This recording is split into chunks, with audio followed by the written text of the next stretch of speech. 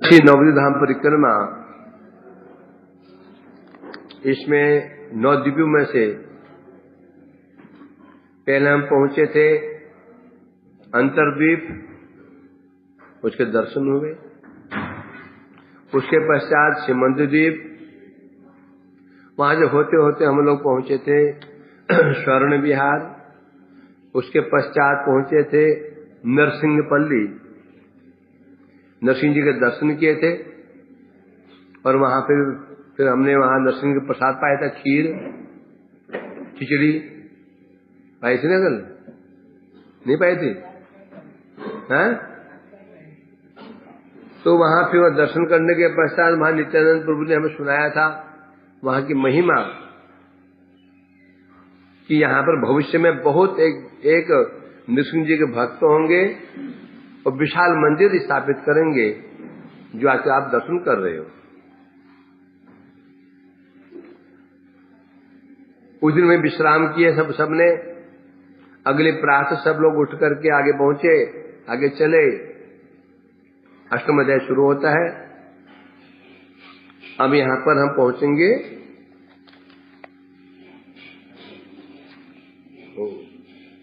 कहां पहुंचेंगे? हरिहर क्षेत्र वाराणसी। जय जय जय श्री सच्चिसूत, जय जय जय श्री अवधूत। अब यहाँ पर ग्रंथकार सबसे पहले शशिनंदन श्री गौरहरि की जय दे रहे हैं, फिर जय दे रहे हैं श्री अवधूत नित्यानंद प्रभु जय दे रहे हैं। इस प्रकार से भक्त लोग निताय सहित भक्त गान, हरि हरि बोली चले तखन। अब वहां से अगली प्रातः सब लोग नित्यानंद जी के साथ में हरि हरि बोलते हुए कीर्तन करते हुए आगे चले। भावे ढल ढल निताय चले, प्रेम आधा आधा वचन बोले। अब महाप्रभु नित्यानंद जी प्रेम में आविष्ट होकर के ढल ढल करके चल रहे हैं, झूमते हुए चल रहे थे। अब पीछे पीछे भक्त लोग उनका अनुसरण कर रहे थे। झर झर झरे आंख, झर झर झरे आंखें रजल, गोरा गोरा बोले हई विकल। नित्यानंद के नेत्रों से अश्रुधारा झरझर बह रही थी और मुख से हा गौर व्याकुल होकर के बोल रहे थे। झगमग करे भूषण माल, रूपे सर्वदिक हई लाल। उनके शरीर में जो आभूषण धारण कर रखे हैं, झलमल कर रहे थे। उनकी दिव्य रूप से दशु दिशाएं प्रकाशित हो रही थी। श्रीवास नाचिते जीवे रसने, कभू कांदे कभू नाचे सघने। और पीछे पीछे नित्य श्रीवास पंडित चल रहे हैं, जीव गोस्वामी चल रहे हैं। कोई भी प्रेमाविष्ट हो, कभी रोते हैं, कभी नृत्य करते हैं। आर्जत सब भगत गण, नाचिते नाचिते चले तखन। और जो अन्य भक्त लोग थे वो भी साथ जा रहे हैं। चलते चलते सब लोग मंदाकिनी को पार करके स्वर्ण विहार दर्शन करने के पश्चात अब पहुंचे हरिहर क्षेत्र। ये है वाराणसी, ये हरिहर क्षेत्र वाराणसी है।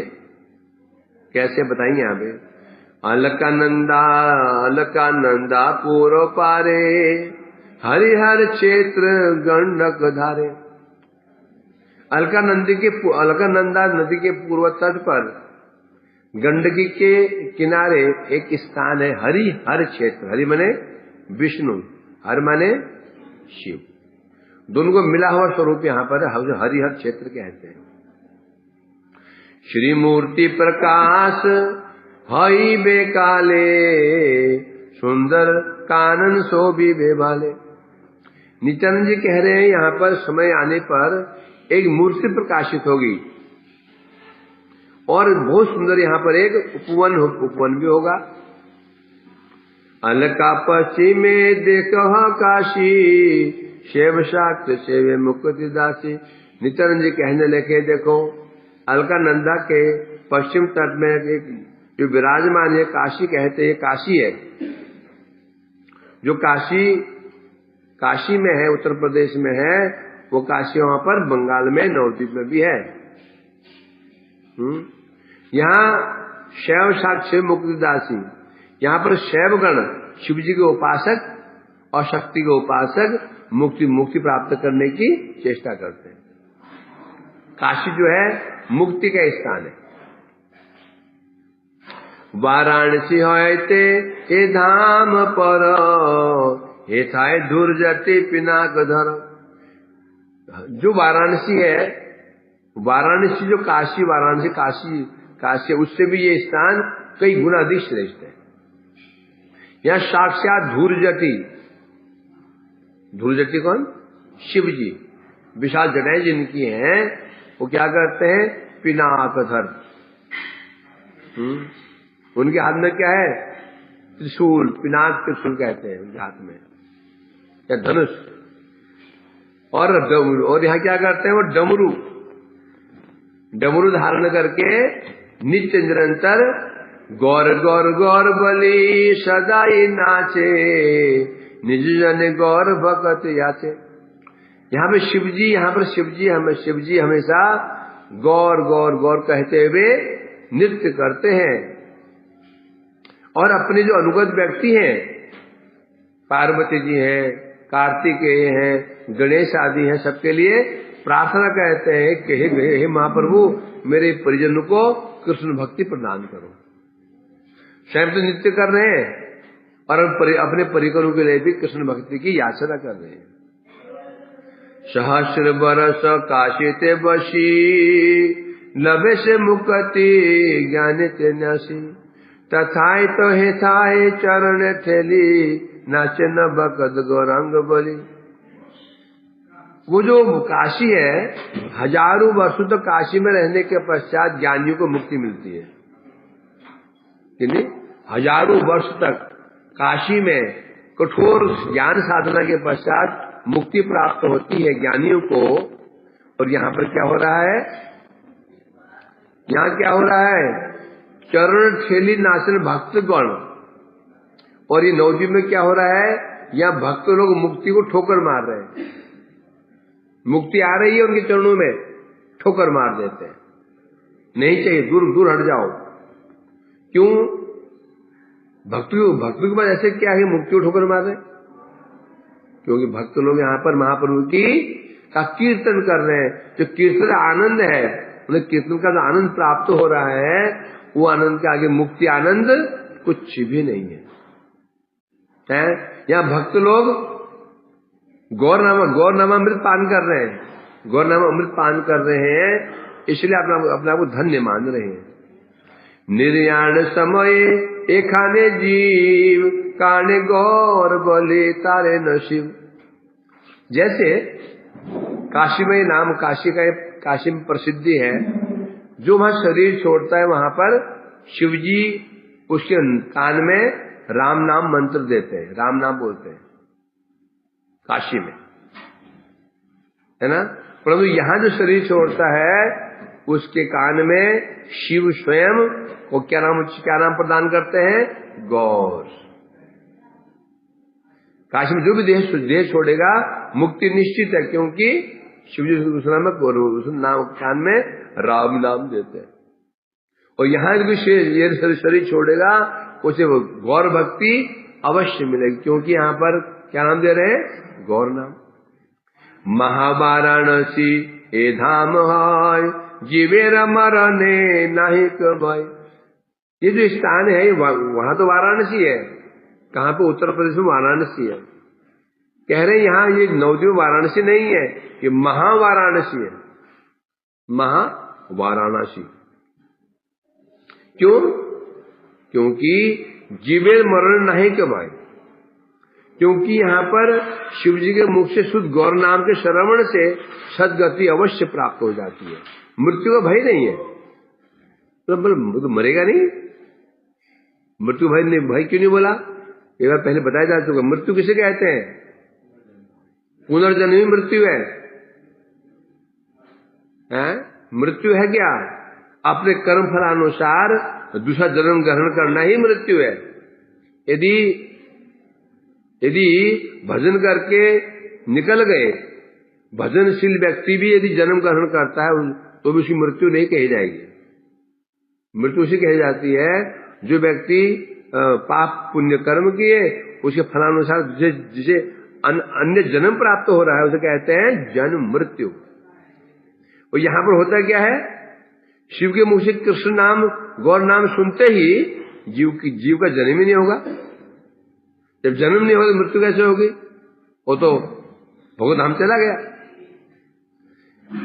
इसलिए कह रहे हैं यहां पर, ये तो बोली तथाई निताई नाचे गौर हरि प्रेम जीवे रे आचे। ऐसा कहकर नित्यानंद प्रभु उन्मत्त होके नृत्य करने लगे हैं। और स्वयं महाप्रभु प्रार्थना करते हैं, गौर हरि आप ऐसी कृपा कीजिए तो आपके जो जीव आपके शरण में आया है इसको भी अपना प्रेम प्रदान कर दीजिए। नित्यानंद प्रभु जीव गोस्वामी के लिए प्रार्थना कर रहे हैं। अलक्षित खन कैलाशपति निताय चरणे करिल नति। उसी समय अलक्षित मतलब किसी और ने नहीं देखा, शिवजी प्रकट हो गए।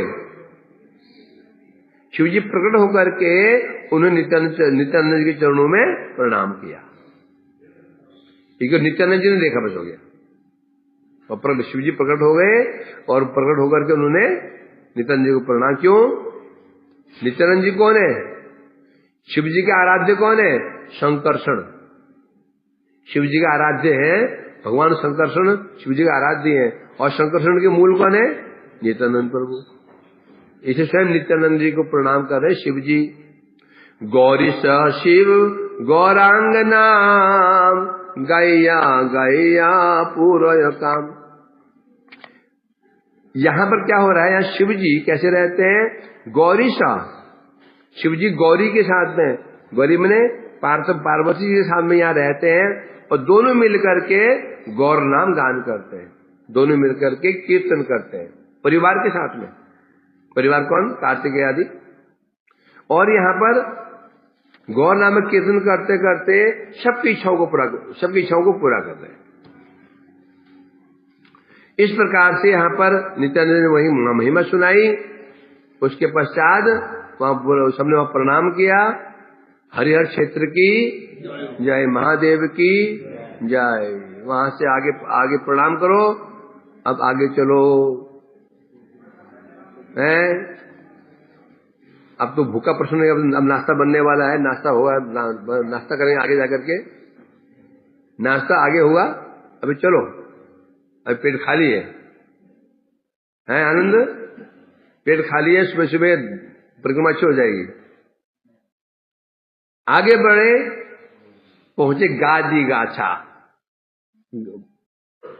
नाम है श्री गोद्रुम द्वीप, अपभ्रंश नाम है गादी गाछा।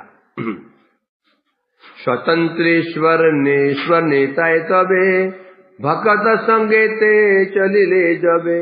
गादी गाछा ग्रामे पहुंचलो आशी तथा आसिया कहिलो हसी। वहां से नित्यानंद प्रभु जी उन्मत्त होकर नृत्य करते हुए आगे बढ़ रहे हैं।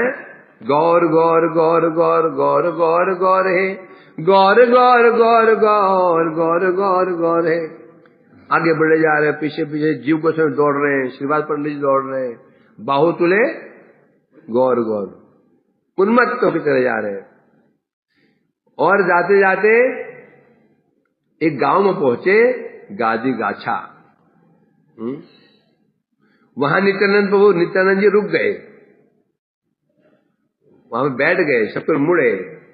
तथा आश्चर्य कहलो हंसी। वहां आकर के नित्यानंद जी हंसते हंसते कहने लगे, जीव गोद्रुम नामे ते ए द्वीप हाय सुरभि सतत एखाने रय।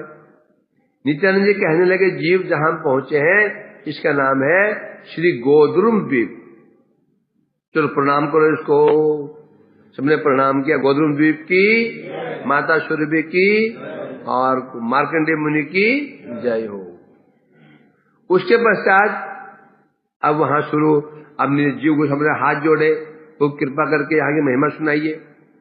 यहाँ की महिमा क्या है, यहाँ महात्म्य क्या है। तब वो कह रहे हैं यहाँ ये जो द्वीप है इसका नाम है गोद्रुम द्वीप। गो मने गाय, द्रुम मने वृक्ष, द्रुम मने वृक्ष, गौ मने गाय। अर्थात क्यों बोला यहाँ पर एक विशाल जो वृक्ष, जो बड़े वृक्ष है, इस वृक्ष के लिए माता सुरभि जी तपस्या कर रही है। सुरभि गो द्रुम। अब यहाँ सुरभि कैसे आ गई? सुरभि कौन है? गौ माता जो गोलोक में रहती है। कैसे आ गई इसका वर्णन यहाँ पर सुरभि नित्य निवास सतत, इस स्थान पर माता सुरभि नित्य काल विराजमान रहती हैं और विराजमान रहकर महाप्रभु का भजन करती हैं, कीर्तन करती हैं। अब यहाँ पर कथा प्रारंभ कर रहे हैं श्री नित्यानंद प्रभु जी। कृष्ण माया बसे देवेंद्र जबे, भाषाए गोकुल निज गौरवे। अब नित्यानंद जी हमको लेके चले गए हैं बैक में, सीधे कहां पर? द्वापर युग में। कह रहे हैं द्वापर युग में जब कृष्ण ब्रज में लीला कर रहे थे, उन्होंने देखा कि इंद्र का बहुत अभिमान बढ़ गया। इंद्र मेरा एक दास मात्र है?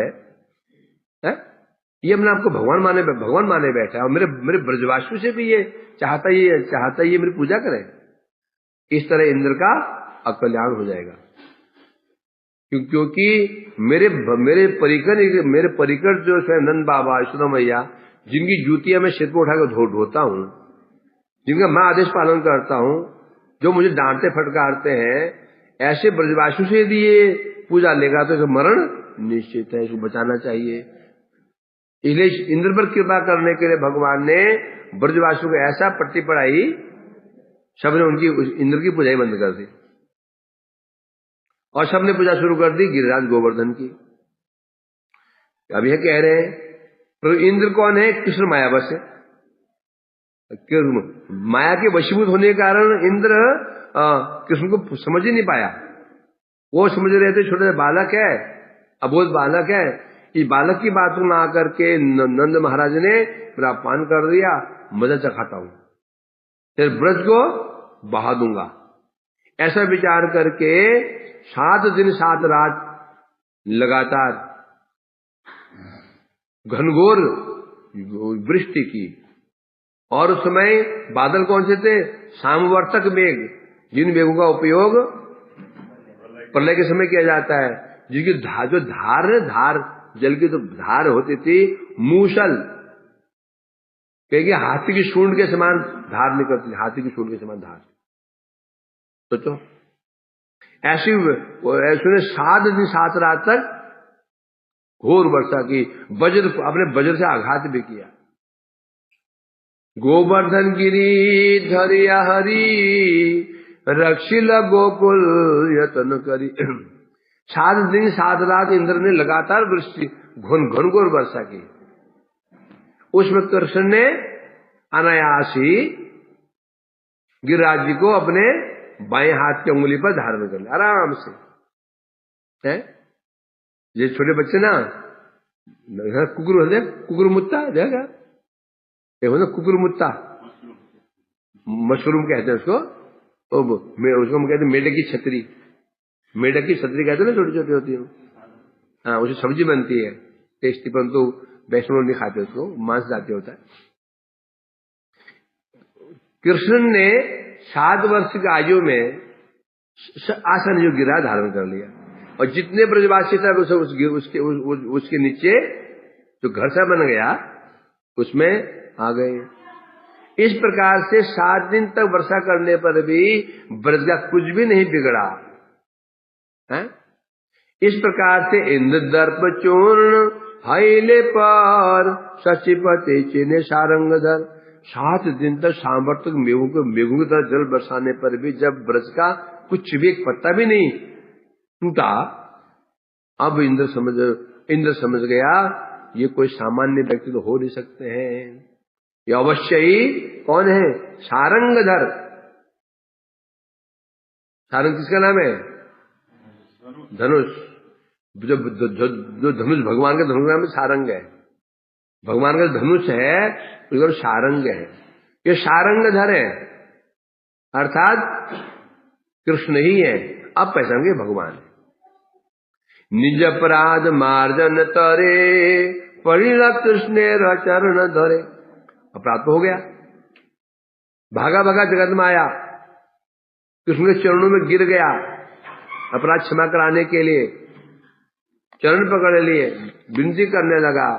दयार समुद्र नंद तनय शमिल इंद्रेर दिल भय। और कृष्ण तो बड़े दयालु है, क्यों? नंद तनय, नंद नंदन है, बड़े दयालु है, उन्होंने इंद्र के अपराध को क्षमा कर दिया। तथापि इंद्रेर रहिल भय सूर्य भी निकटे तखन कय। कृष्ण ने इंद्र को क्षमा कर दिया था, परंतु इंद्र जानता था जो मैंने अपराध किया है ये क्षमा होने वाला नहीं है। जो मैंने अपराध किया, ये अपराध बहुत भयंकर अपराध कर दिया, मन में शांति नहीं थी उनकी। फिर विचार करने लगे, कैसी विचित्र बात है, भगवान स्वयं कृष्ण यहाँ लीला कर रहे हैं और मैंने उन्हें सामान्य बालक मान करके उनके विरुद्ध मैंने क्या कर दिया? उनका मैंने विद्रोह कर दिया है, उन पर मैंने प्रहार किया, आक्रमण किया। शून्य चिकलिते ब्रजेंद्र सूद करिबे नदी लीला अद्भुत। इंद्र विचार कर रहे हैं, मैं अभी उनको समझ नहीं पाया। सुना है कि शास्त्र में लिखा कलयुग में कृष्ण का फिर अवतार होगा। किस रूप में होगा? गौर हरि के रूप में होगा। फिर कहीं मैं अपराध न कर बैठूं, अभी तो पहचान नहीं पाए मैं। अभी तो किस रूप में थे वो? कृष्ण रूप में। भविष्य कलयुग में वो आएंगे, गौर हरि के रूप में उनका अवतार होगा। मैं कि अपराध ना कर बैठूं, इसलिए भयभीत है, अपराध ना हो जाए मेरा। तुम्हें तो सुरभि सकल जान करह तखन तहार विधान। ऐसे विचार करके इंद्र माता सुरभि के पास गए। सुरभि से कहा, माता मेरा अपराध हो गया, मुझे क्या करना चाहिए बताओ? मेरा अपराध हो चुका, मैं क्या करूं? और तुम तो कृष्ण की प्रिया हो, सुरभि कृष्ण बहुत प्रिय है, इसलिए आपकी कृपा से कृष्ण मुझे क्षमा कर सकते हैं, कुछ कीजिए, मुझे वो उपाय बताओ, कैसे बचे? जो मैंने अपराध किया इसमें कैसे बचूं, और जो अपराध भविष्य में ना हो मुझसे, क्योंकि फिर भगवान का अवतार कलयुग में फिर होने वाला है। कलयुग में अपराध ना हो, मैं क्या उपाय करूं? तब सुरभि से परामर्श किया, सुरभि देवी से। सुरभि बोलिला चल जाए नवद्वीप धाम में भजे निमाई। सुरभि ने कहा, पुत्र इंद्र एक काम करो, हम दोनों चलते हैं, जाकर के जहां प्रभु का अवतार होने वाला है नवद्वीप नदिया नवद्वीप में, जाकर वहीं जाकर के निमाई का भजन करते हैं, गौर हरि का भजन करते हैं, समस्या खत्म हो जाएगी। ऐसे विचार करके दोनों लोग देवेंद्र सुरभि हेतायाशी गौरांग भजन करिला बस। यहां करके देवेंद्र और सुरभि दोनों यहां आए, यहां आकर उन्होंने भजन किया। कैसे हुआ ये? जब इंद्र ने अपराध किया था उसके बाद सुरभि की बात किया था। सुरभि ने कहा था तुम कृष्ण का तुम अभिषेक करो। तब सुरभि देवी कहाँ निवास करती है? ब्रज में। ब्रज में सुरभि देवी कहाँ निवास कर रही है? सुरभि कुंड है गोवर्धन में। तो इंद्र ने कहा, हे माते आप मेरी कृपा करो, तो वो चलते हैं। तो वहां से दोनों चल करके नवद्वीप में आ गए और यहाँ बैठ करके दोनों भजन कर रहे हैं, गौर हरि का ध्यान कर रहे हैं, भजन करना शुरू कर दिया। गौरांग भजन सहजती सहजतार फल अभितति। और गौरांग महाप्रभु भजन करना बहुत ही आसान है? नारायण भजन करना बहुत कठिन है, राम भजन करना थोड़ा कम कठिन है, द्वारकाधीश भजन करना थोड़ा कम कठिन है, कृष्ण भजन करना है और कम कठिन है, और महाप्रभु भजन करना और भी कम कठिन। आसान है तो मुश्किल भजन करना किसका मुश्किल होता है? नारायण का, शालिग्राम का। इनकी सेवा बहुत कठिन होती है, अपराध में बहुत विचार होता है। और सबसे आसान भजन किसका होता है? कृष्ण का। उससे भी आसान भजन किसका है? गौर हरि का। ये कह रहे हैं। और फल कितना बड़ा है? नारायण भजन का फल क्या है? भजन कठिन है और फल क्या है? वैकुंठ की मुक्ति, वैकुंठ दासी भाव। कृष्ण भजन बहुत आसान है, मुश्किल क्या है? कृष्ण को अपना सखा मान लो, सखा है हमारा, वो हमारा प्रेमी है, पुत्र है, आसान है ना? झूठा खाओ खिलाओ। और फल कितना महान फल है? क्या फल है? गोलोक धाम। और गौर हरि का भजन और भी आसान, करना कुछ नहीं करना है, नाचो कूदो कीर्तन करो, और फल क्या मिलने वाला है? डबल, 2 फल। एक सांझ ब्रज में भी, एक सांझ नवद्वीप में, 2 स्वरूप बन जाएंगे, दोनों जगह आनंद लो, यहां पर वहां भी। इसलिए कह रहे हैं यहां पर गौरांग बलिया क्रंदन करे, गौरांग दर्शन है सतवरे। हा गौरांग करते दोनों उच्चारण करते हुए क्रंदन करने लगे, रोते रोते महाप्रभु को स्मरण करने लगे। बस महाप्रभु तो दयालु है ही है, सत्वरे अति शीघ्र उनको दर्शन, महाप्रभु के दर्शन हो गए। कि वापरूप रूप लावणी देखी लो गौरांग प्रतिमा खानी। क्या अद्भुत स्वरूप था महाप्रभु का स्वरूप, क्या अद्भुत, क्या लावण्य उनका रूप, लावण्य अद्भुत। ऐसे दर्शन किया, उन्होंने दर्शन किया, महाप्रभु का दर्शन किया। आधो आधो हासी बरद रूप, प्रेमे गद गद रसे रकू। क्या स्वरूप था? उनके होठों पर मंद मंद हास्य था, महाप्रभु होठों पर मंद मंद हास्य, मुस्कुराहट थी। रूप क्या था? वरद। वरद रूप क्या, कौन सा रूप है? ये वरद रूप है। हम मुस्कुरा रहे थे, मुस्कुरा रहे, ये वरद, वर देना, ये वरद रूप है। और स्वयं महाप्रभु प्रेम में गदगद हो रहे थे, महाप्रभु स्वयं प्रेम में गदगद हो रहे थे। हाशिया बोले न ठाकुर मोर, जानी नो वासना अमित तोर। नित्यानंद जी कह रहे हैं, हे जीव, उस समय मेरे प्रभु ने बोला, मेरे प्रभु बोले, हे इंद्र, हे सूर्य, मैं तुम्हारी इच्छा को जानता हूं, तुम क्या चाहते हो मुझे पता है, जान तुम क्या चाहते हो। अल्प दिन आछे प्रकट काल, देखिए नगरे देखी वो भालो। चिंता मत करो, अल्प दिन, कुछ दिन के बाद ही मैं जगत में प्रकट होऊंगा, कुछ दिन बाद। क्यों बोला उसने? क्योंकि ये घटना कब हुई थी? द्वापर के अंत में, द्वापर में लीला हुई थी, और कली के प्रारंभ में महाप्रभु आ गए थे। इसलिए महाप्रभु ने कहा, अब मेरे आने में अधिक दिन नहीं है, अति अल्प समय के बाद मैं नवद्वीप में अवतार धारण करूंगा, आऊंगा, तब तुम मेरा दर्शन करना। शे लीला समय शे विवे मोरे, माया जाल आ ना धोरे तोरे। और उस समय तुम लोग मेरा दर्शन भी करना है और मेरी सेवा भी करना, क्योंकि तुम्हारा जन्म होगा। जब मैं यहाँ आऊंगा तो तुम लोग भी जन्म होगा, इस नवद्वीप में जन्म प्राप्त करके मेरी सेवा करोगे। और अब तुमको माया स्पर्श नहीं कर पाएगी। जो इंद्र को भय लगा हुआ है, इंद्र को भय लगा हुआ है ना कि मेरा अपराध ना हो जाए, अब माया स्पर्श नहीं करेगी। अर्थात कभी भी ये मेरे को पहचानने में भूल नहीं करेगा। ऐसो बोली प्रभु अदृश्य है, सुरभि सुंदरी तथाए रोय, अश्वत्थ निकटे रहिला देवी, निरंतर गौर चरण सेवी।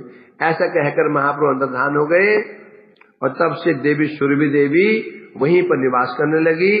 उस अश्वत्थ पेड़, जो वहां पर जो पीपल का विशाल पेड़ था, उस पेड़ के नीचे रह के देवी महाप्रभु का भजन करने लगी। नित्य उनका नाम गान करती रहती, उन्हें स्मरण करती रहती। इंद्र तब से चले गए स्वर्गलोक को अपना कामधाम संभालने के लिए। गोद्रुम तद्वद्रुम दीप हैला नाम, हेताय पूरय भक्त काम। तब से यहाँ का नाम पड़ गया गोद्रुम द्वीप। गो मने गौ, सुरभि गो, गो मने गाय, सुरभि। द्रुम मने वृक्ष, जिस वृक्ष के नीचे देवी माँ सुरभि माता तपस्या करती हैं, गौर हरि का भजन करती है, उसे गोद्रुम द्वीप कहते हैं। और ये यहाँ क्या विशेषता है, यहाँ जो भक्त जाता है, प्रणाम करता है, उसे सब कामनाएं पूर्ण हो जाती हैं। हे थाई कुटीर बांधिया बजे, अनायास गौर चरणे मजे। जो व्यक्ति यहाँ जाता है, कुटिया बनाता है, बना के भजन करता है, अनायास ही महाप्रभु चरणों की सेवा में मग्न हो जाता है। इसलिए जाओ, कुटिया बनाओ और भजन करो यदि चाहते हो गौर प्रेम तो। कुटिया बनाकर बन तो भिक्षा मांगनी पड़ेगी, घंटा पड़ गया लाइन में बैठ गए, ऐसा नहीं चलेगा।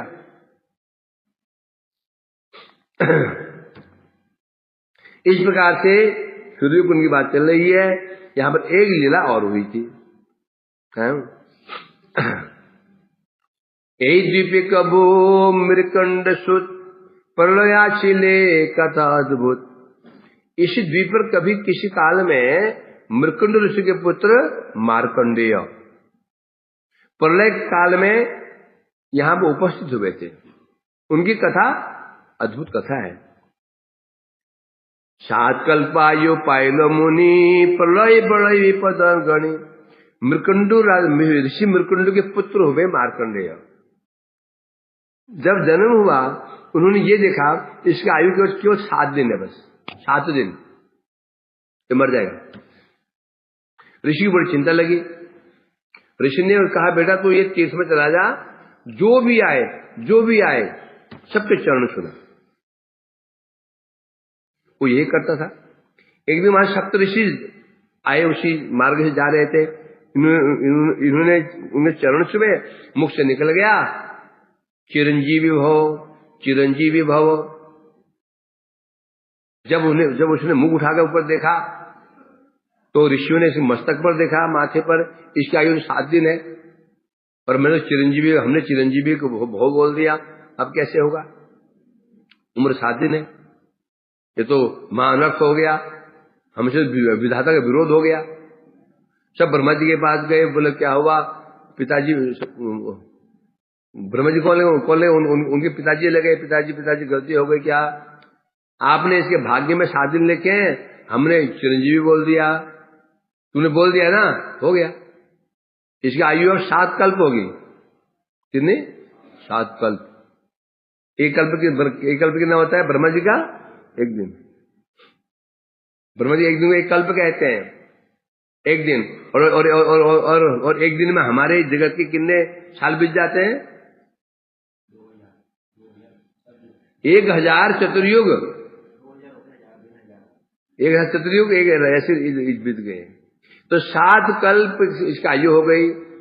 अब मुनि को आयु मिल गई 7 कल्प की। अब समस्या खड़ी हो गई। और नियम क्या है, प्रत्येक कल्प के अंत में प्रलय होगी। ब्रह्मा जी का 1 दिन बीतते ही जब संध्या होगी ब्रह्मा जी की, प्रलय शुरू, प्रातः होते ही सृष्टि शुरू। तो हर कल्प के अंत में प्रलय होती, सब कुछ जलमय हो जाता, ऋषि अकेले रहते थपेड़ों में, जल ही जल, जल ही जल, जल ही जल है। अब बेचारे बड़े कष्ट में थे।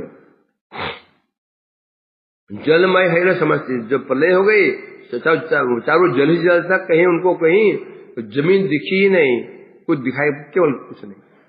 भाषिया चलिया जाए के नो है नो बर लय नुहाय, और डूब रहे उठ रहे, डूब रहे उठ रहे, डूब रहे उठ रहे।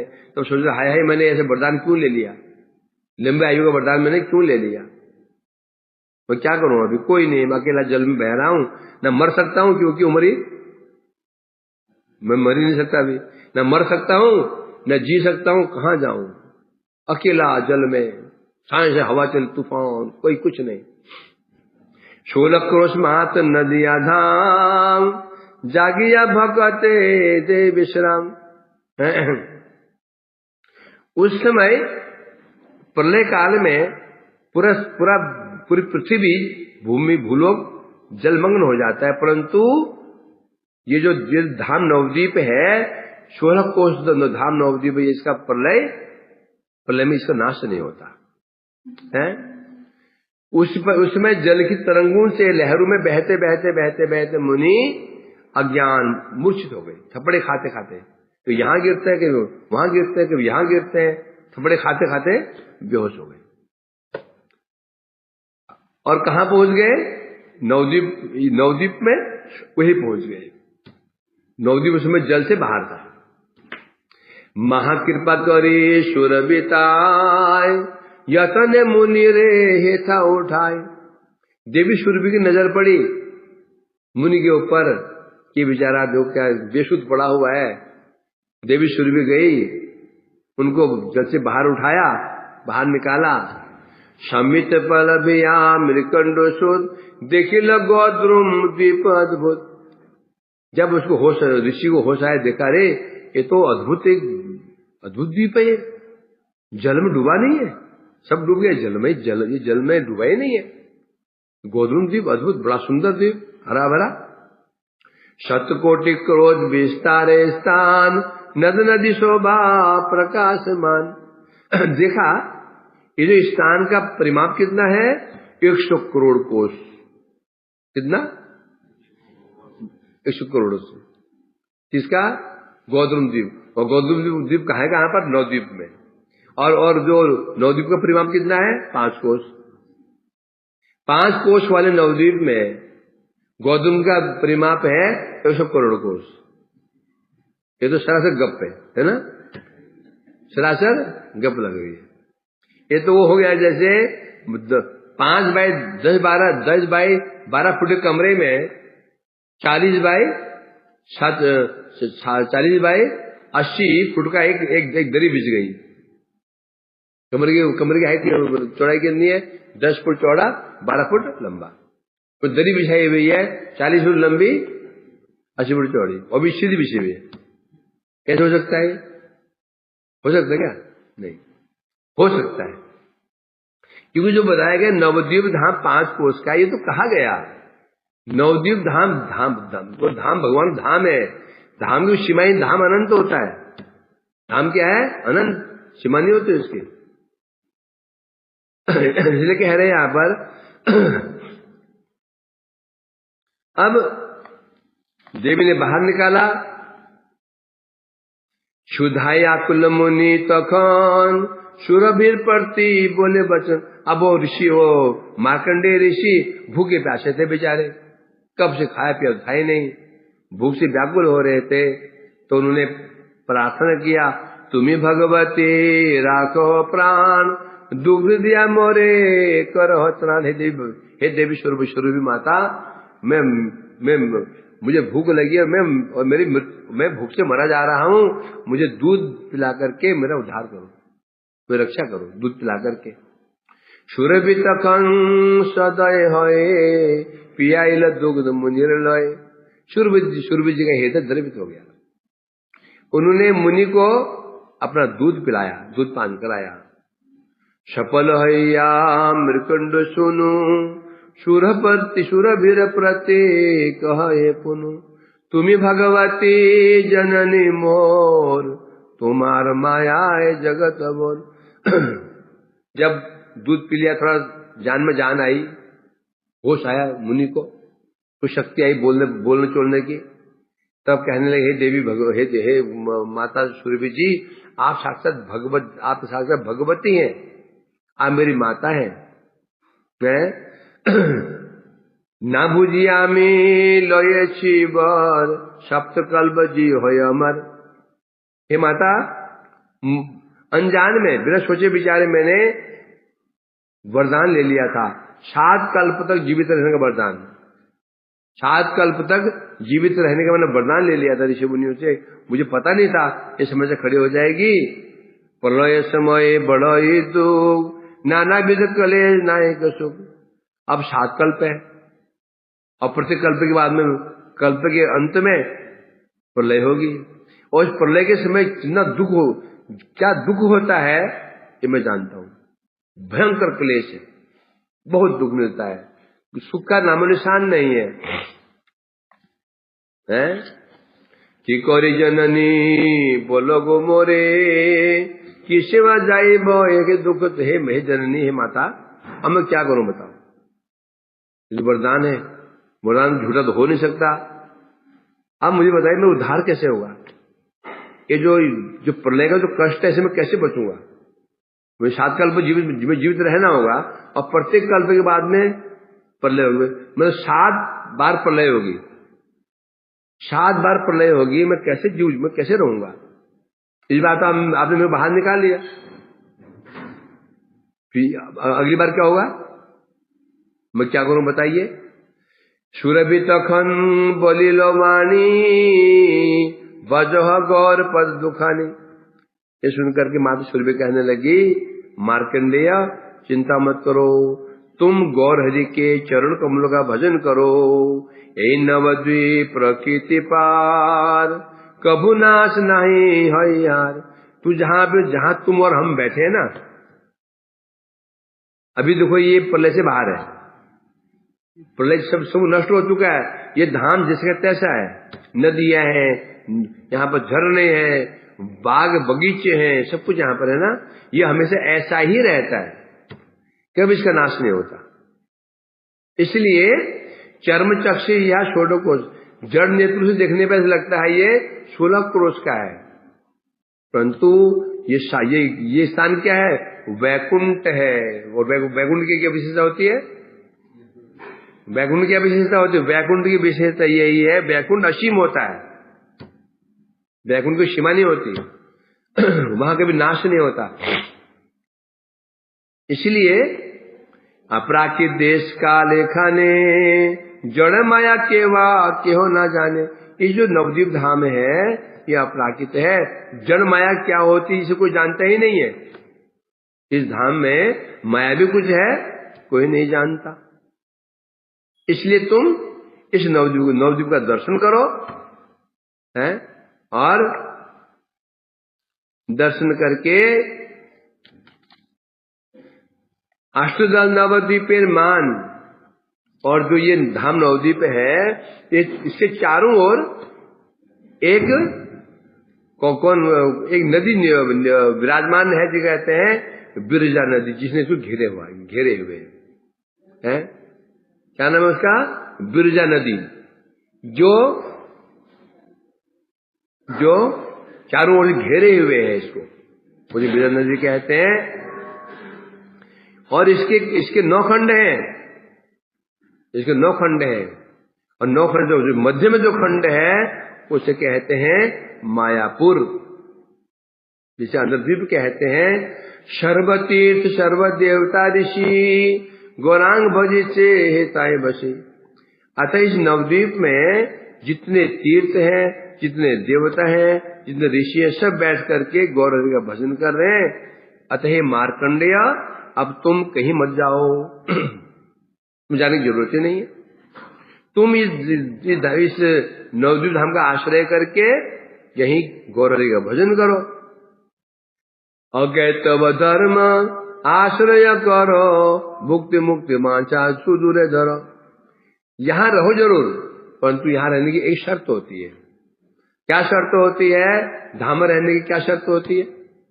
बस कोई कामना नहीं होनी चाहिए, भुक्ति मुक्ति वांछा नहीं होनी चाहिए, तो धाम का फल मिलता है। तुम यहां रहो, मुक्ति की इच्छा कभी मत करना, भुक्ति इच्छा मत कभी मत करना, निष्कपट होकर तुम केवल गौर हरि का भजन करो। एक ही कामना करना, मुझे गौर हरि की सेवा प्राप्त हो जाए, बस।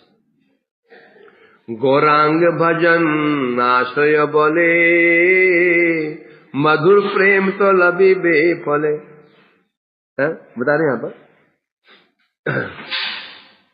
तुम यहां रहकर गौर हरि का भजन करोगे, उसके फल से तुमको मधुर प्रेम प्राप्त हो जाएगा। से प्रेम जबे हृदय बसे, भाषाए विलास कोलार रसे, ब्रजे राधा पद आश्रय होय, युगल सेवाय मानस रय। बता रहे अब होगा क्या? जिसके हृदय में जब तुम यहां रहे, जब तुम्हारे हृदय में प्रेम उदित हो जाएगा, उसके फल से तुम्हें ब्रज में युगल सेवा प्राप्त होगी। युगल से मतलब क्या? राधा की युगल सेवा प्राप्त हो जाएगी। किससे प्राप्त होगी? जिसके हृदय में गौर प्रेम उत्पन्न हो जाए, क्या होगा? आए ना ये तत्व में, कृष्ण तत्व अभिज्ञाय गौर बदे भवेन्मति। क्या ऐसा नहीं क्या है? यदि तत्वाश्रम नित्यम भजेत सिद्धांतता कृष्ण तत्व अभिज्ञाय, है ना? कृष्ण तत्व को भली भली जान जाता है, गौर महाप्रभु प्रेम प्राप्त हो जाता है ना? अतः तुम अब कहीं में जाओ। शूरवी वचन सुनिया मुनि, कर जोड़ करी बोले अमनी, गौर चरण भजी बजबे, हमारा दृष्ट कोथाय रवे।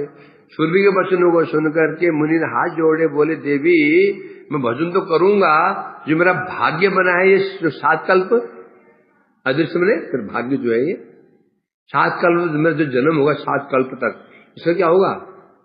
ये तो रहेगा ना। भजन करूंगा, जो मेरा जो अदृष्ट प्रारब्ध है ये कहां जाएगा? शूरवी कहिला सिद्धांत सार, श्री गौर भजन नहीं विचार। ये सुनकर के देवी शूरवी कहने लगी सिद्धांत सार। सिद्धांत का भी सार कह रही है। क्या कहा? पुत्र गौर का भजन करने में कोई निश्चित का विचार आचार नहीं है। तुम गौर का भजन करोगे तो प्रारब्ध अपराध नाश अपने आप ही हो जाता है, तुम्हें कोई सब चिंता करने की आवश्यकता नहीं है। श्री गौर बलिया डाकी बेजबे, समस्त कर्म विनाश होवे। जब तुम गौर हरि का नाम लोगे, भजन करोगे, तो तुम्हारा जो प्रारब्ध है, पाप और पुण्य दोनों का विनाश हो जाएगा। किसु नारो विभाग, कुछ भी तुम्हारा कष्ट नहीं रहेगा और तुम्हारा भवसागर नष्ट हो जाएगा। अर्थात जन्म मरण का रोग से मुक्त हो जाओगे। न जन्म होगा न मृत्यु होगी। हमेशा यहीं पर भजन करो।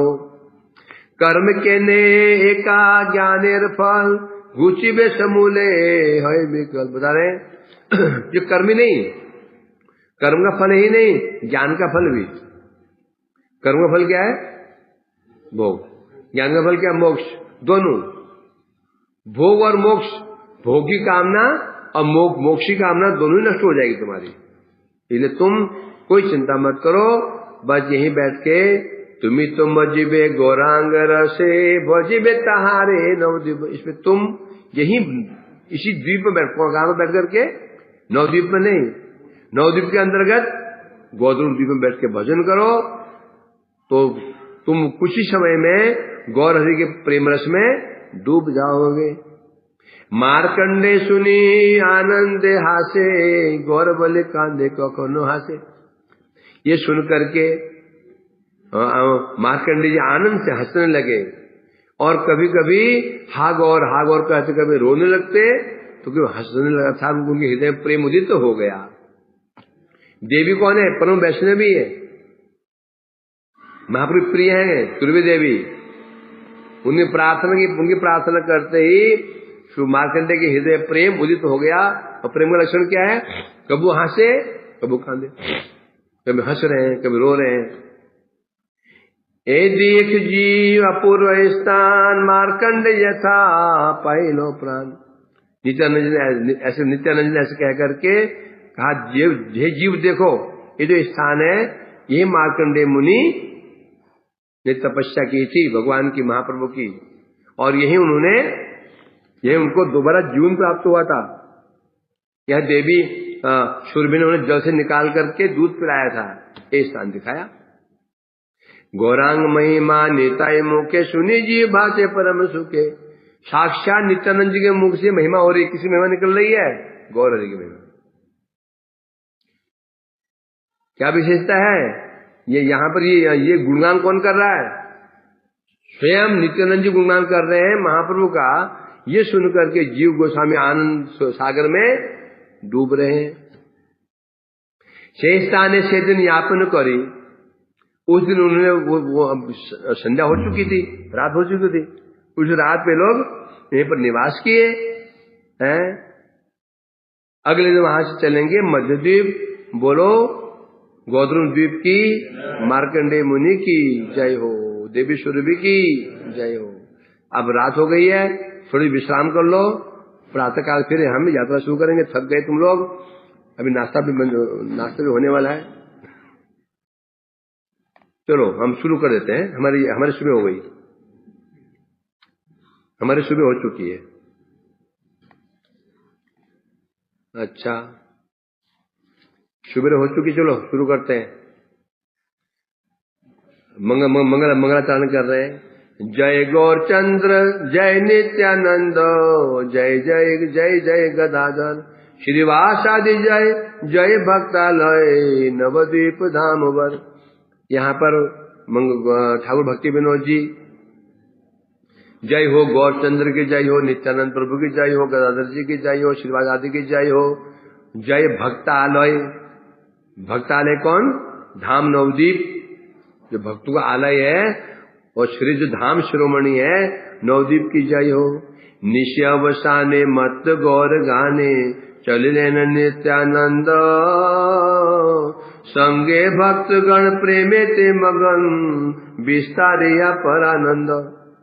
निश्चय अवसाने, रात्रि बीत चुकी है, प्रातः काल हुआ। मत गौर गाने, नित्यानंद प्रभु गौर गान में, महाप्रभु गुणगान में उन्मत्त होकर के महाप्रभु गुणगान करते हुए भक्तों के साथ में प्रेम मग्न होकर के आनंदित है। और आगे वहां से चल पड़े। अब हम पहुंचे हैं मध्यद्वीप। मध्यद्वीप की जय हो। मध्यद्वीपासी बोले हासी हासी, यही तो माजिदा ग्राम। हेता सप्त ऋषि भजी गौर शशि, करे लेना सुविश्राम। नित्यानंद जी वहां पहुंचे, रुक गए और महिमा शुरू कर दिया। जीव जहां पहुंचे हैं ये है मध्यद्वीप। यही तो माजिदा, ये और यहाँ पर ये एक गांव है माजिदा गांव। इसी गांव में 7 ऋषि, सप्त ऋषि है ना। सप्त ऋषि कौन कौन है? मरीचि, अत्रि, अंगिरा, पुलह, क्रतु, पुलस्त, वशिष्ठ। ये जो सप्त ऋषि है ना, ये प्रत्येक कल्प में अलग अलग होते हैं। इसमें ये जो सप्त ऋषि बदलते रहते 7 ऋषि। अभी जो ऋषि हैं तो कह रहे हैं जो सप्त ऋषि हैं इसी माजिदा गांव में, ये सप्त ऋषि क्या करते हैं? भजी गौर शशि। शशि मन क्या होता है?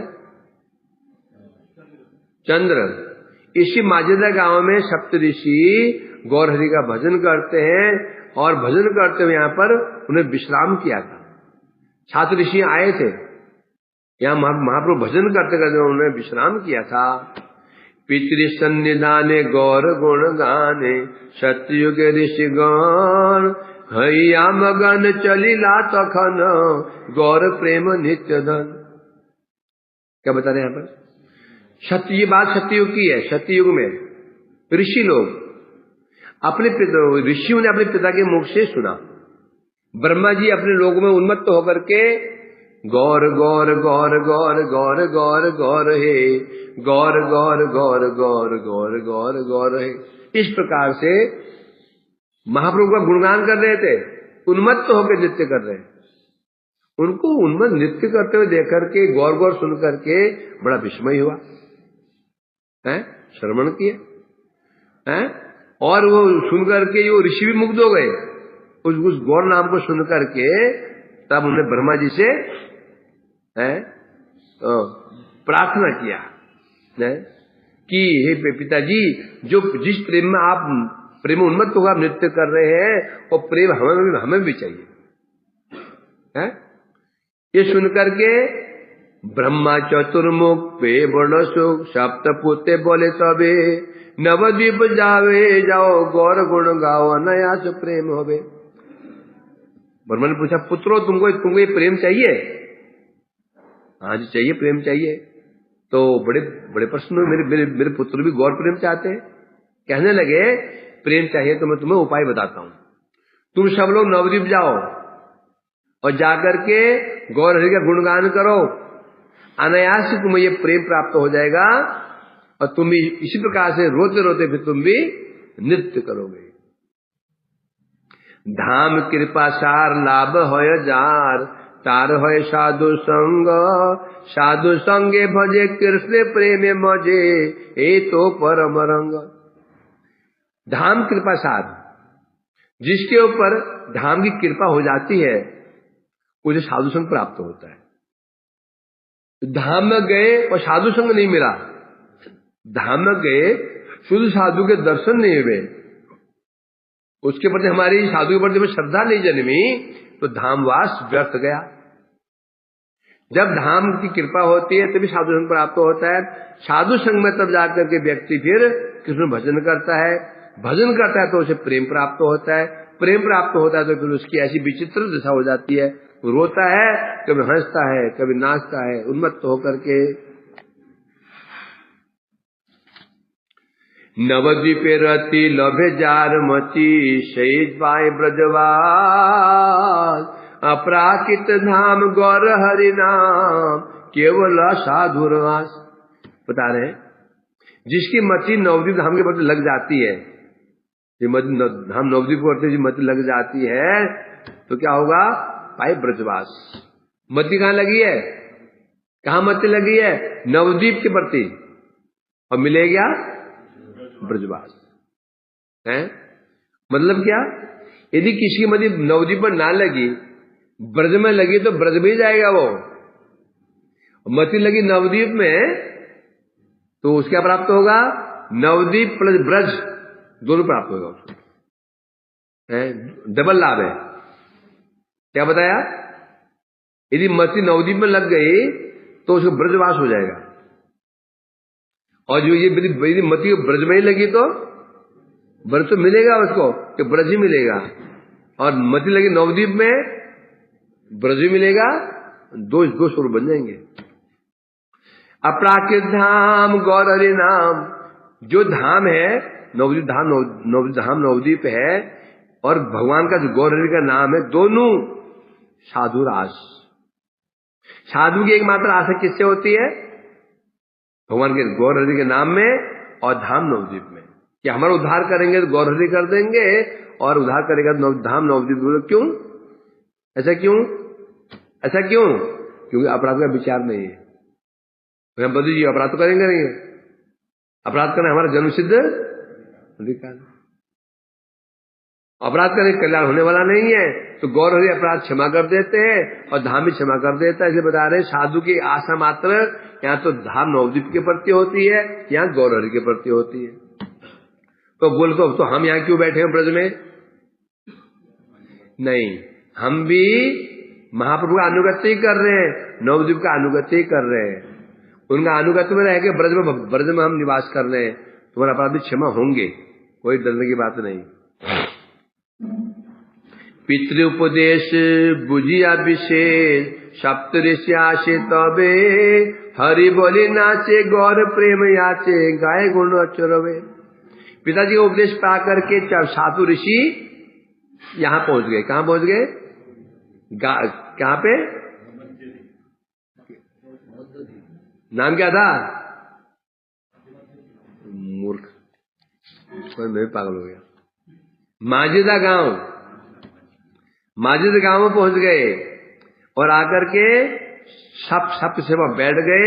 बैठ करके हरि बोली नाचे, गौर प्रेम याचे और हरि हरि कहते हुए नृत्य करने लगे और महाप्रभु से प्रार्थना कर, हे प्रभु मुझे कृपा करके हमें अपना प्रेम प्रदान कर दीजिए। इस प्रकार उच्च स्वर से कीर्तन करने लगे।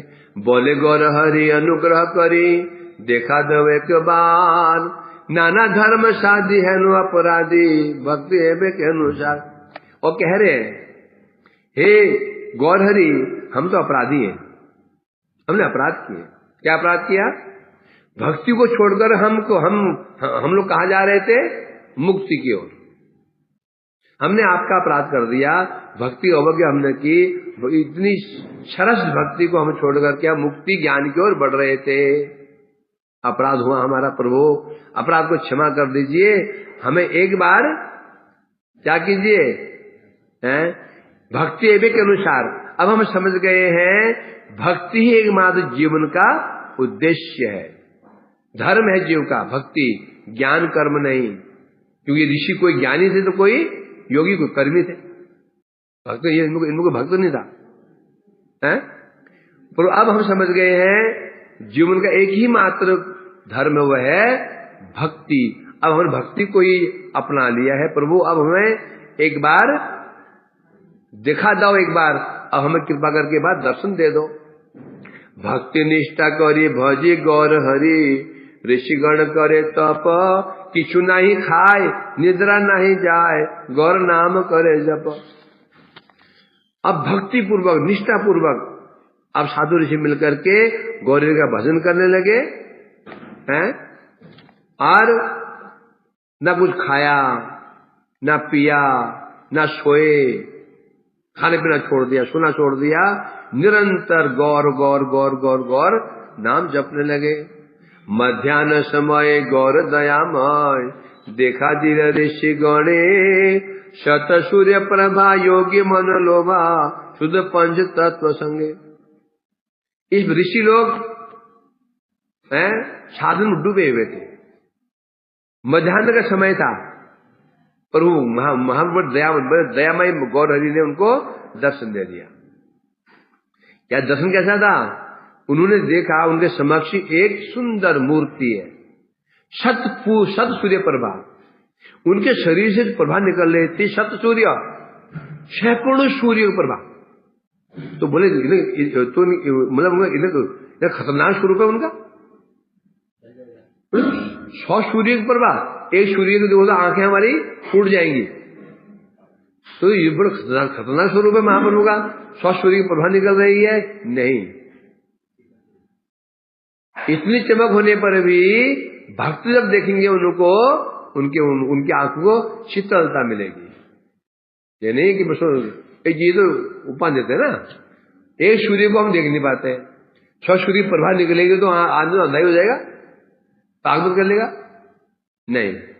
वो कुछ प्रभा से आंखों को शीतलता ही मिलेगी, आंखों जलन नहीं होगी। जैसे देवता लोग सूर्य का दर्शन करते नहीं करते? करते हैं ना। जिसे हम देखते हैं हमारी आंखें चुदिया जाती हैं, देवता लोग प्रत्यक्ष उस सूर्य का दर्शन करते हैं। तो जब दर्शन करेंगे प्रभु को, भगवान का, हमें आंखों में हमें योग्यता प्राप्त हो जाती है। चिन्मय नेत्र कैसे हो जाते हैं? चिन्मय नेत्र से दर्शन करेंगे, आंखें फूटेंगे नहीं, है ना। इसलिए डरने की बात नहीं। कोई कुछ भाव सोचो हमें तो आंखें अंधी हो जाएंगी, समस्या खड़ी हो जाएगी, फिर वहां डॉक्टर है कि नहीं ऊपर ऐसे स्पेशलिस्ट, ऐसा नहीं होगा। चलो अब हम आगे सामू बढ़ेंगे, हैं? समझ गया?